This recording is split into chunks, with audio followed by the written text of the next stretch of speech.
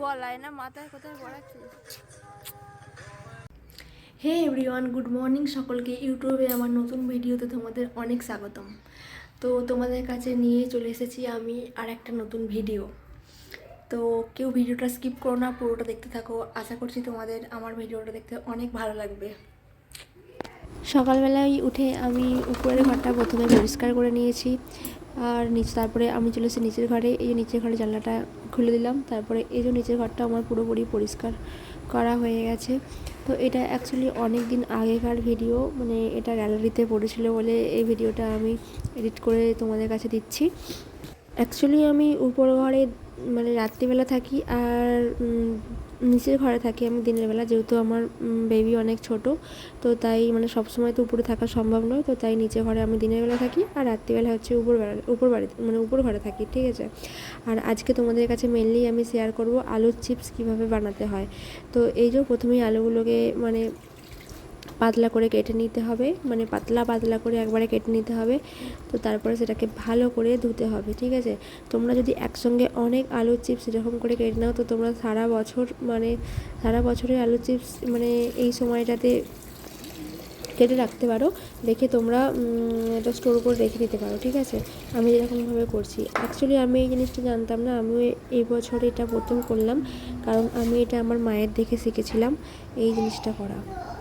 মা তখন প্রতি বছরই করতো, দেখতাম, কিন্তু কোনোদিনও চেষ্টা করিনি। ভেবেছিলাম পারবো না, ঠিক আছে, কিন্তু ভাবলাম যে এত আলু আছে যেহেতু, তো চেষ্টা করা যাক। আর যেহেতু আমার বাচ্চাও মানে বাইরের চিপস খেতে পছন্দ করে, বাইরের চিপস খাওয়াটা তো মানে একদমই ভালো নয়।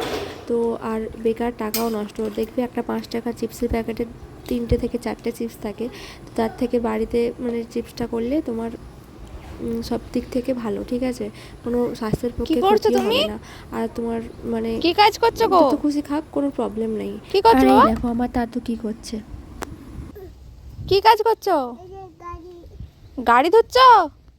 গাড়িটা নোংরা হয়ে গেছে নাকি? হ্যাঁ,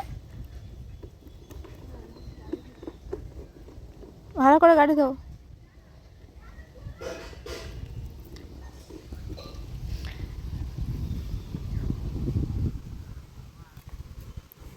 তো এইবারে অনেকগুলো ফুল গাছ কিনে আমরা লাগিয়েছিলাম, কিন্তু গাছগুলোয় ভালো ফুল হয়নি।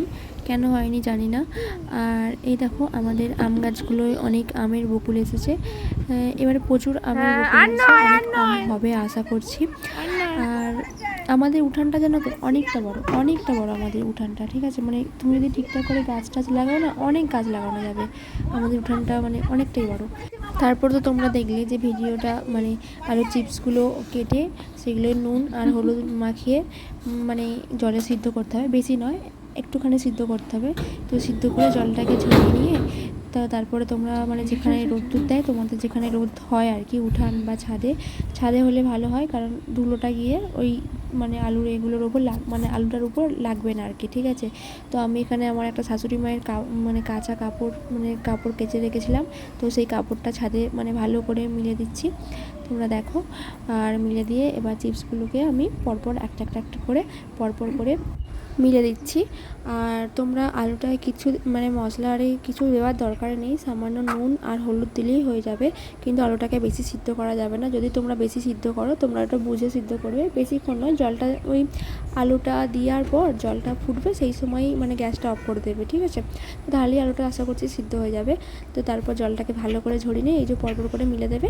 আর মানে যেহেতু আলুটা ভীষণ মানে গরম, তো আমার মিলতে খুবই প্রবলেম হচ্ছিলো, আর প্রচণ্ড রোদ, তো মানে প্রচণ্ড গরমও লাগছিলো।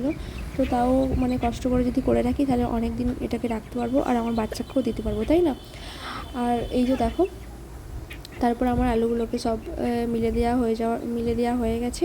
তো তারপরে তোমরা কি করবে বলো তো, এই আলুগুলোকে ভালো করে রোদে মানে শুকাবে, ঠিক আছে।